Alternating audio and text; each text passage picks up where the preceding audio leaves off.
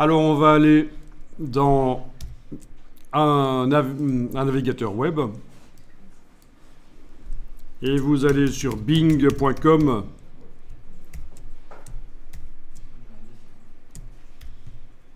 Bing.com pour trouver des images en haute définition. Ce sera plus facile que sur Google.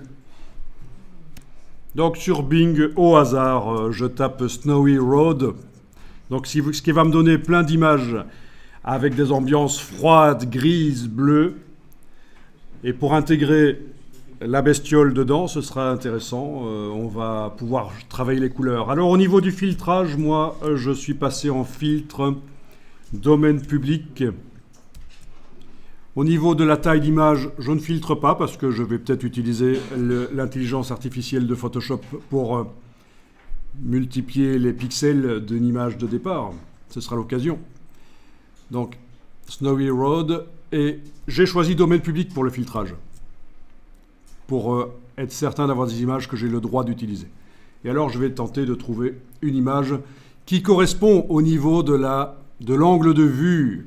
C'est-à-dire que ma bestiole ici, on peut dire que l'appareil photo pointait vers la ligne d'horizon.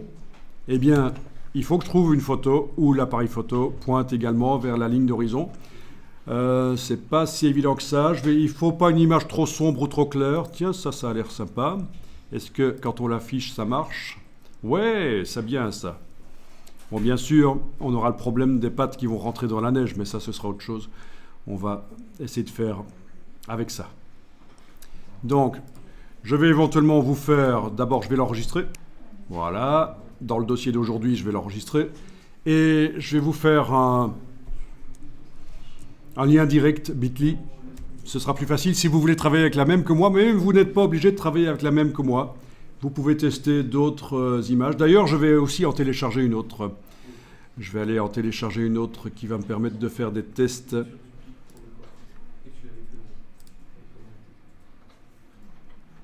Ok. C'est un peu petit et quand même, ça risque de ne pas le faire.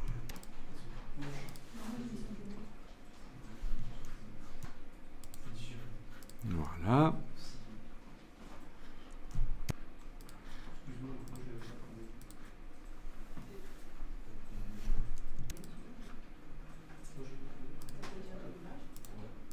Là, j'en ai pris 3 parce que après, une fois que on a mis au point la chose, le groupe là avec la lionne et ses ombres, c'est très facile de la tester dans plein de paysages différents. Bon, finalement, je vous fais pas de Bitly et vous prenez les images que vous voulez. Et alors, vous ouvrez une des images dans Photoshop, fichier ouvrir, et vous allez chercher une des images. Je vais commencer par laquelle... voilà, allez, je vais commencer par celle-ci. Voilà. Alors voilà, vous avez l'image du décor ouverte. Contrôle tabulation vous permet de passer de l'une à l'autre. Sinon, il y a le bas du menu fenêtre qui permet de passer aussi de l'une à l'autre. Mais contrôle tabulation, c'est bien. Si vous êtes sur un PC, vous avez certainement, comme ceci, des onglets qui vous permettent également de passer de l'une à l'autre. Eh bien, on va faire en sorte justement que ces onglets apparaissent, ce sera plus simple pour la suite. Donc vous allez enfoncer la touche F éventuellement, de manière à avoir les onglets visibles. Peut-être que chez vous, ils sont déjà visibles. Moi, j'étais en plein écran, donc touche F permet de passer plein écran. F, vous voyez, c'est le passage. C'est ça, en fait, c'est l'icône ici, que j'utilise jamais, mais qui permet de choisir.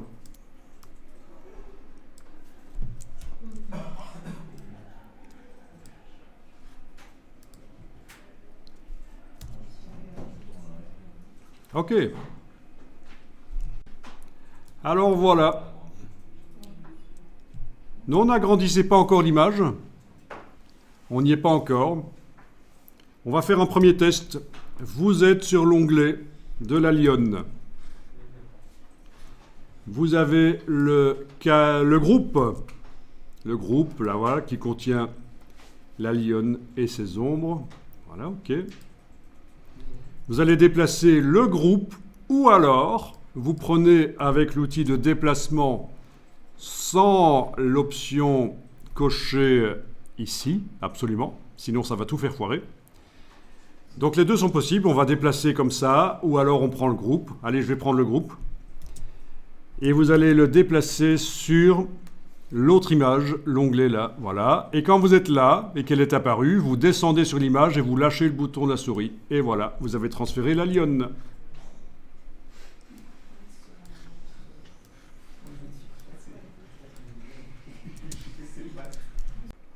Donc le transfert a fonctionné, le groupe est transféré dans le décor.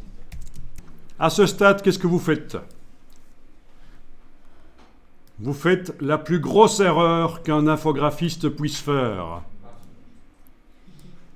C'est-à-dire transformation manuelle, donc CTRL-T, OK.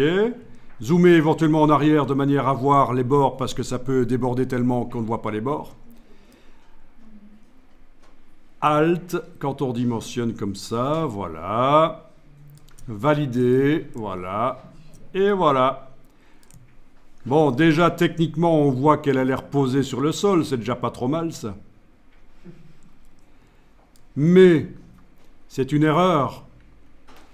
Vous vous êtes dit, la lionne est trop grande. Mais en fait, il fallait réfléchir autrement. C'est le décor qui était trop petit. Donc, ce n'est pas la lionne qu'il fallait diminuer, c'est le décor qu'il fallait augmenter. Parce que qu'est-ce qui se passe ici? Si je compare, ne le faites pas, je vais juste vous comparer. La version réduite de la lionne, elle est super pixelisée, alors que la version d'origine, c'était pas mal, vous voyez la différence. Hein. Vous avez perdu, donc le maillon faible a entraîné la chute de votre montage. C'est pas bon ça. Donc, ok, ici on va jeter le groupe que vous avez juste amené ici dans le décor. Donc menu fenêtre calque, ok, ils sont ici. Le groupe, on va le jeter. Voilà. On le jette à la corbeille. Et donc le décor est pas assez précis par rapport à l'élément que je veux amener dedans.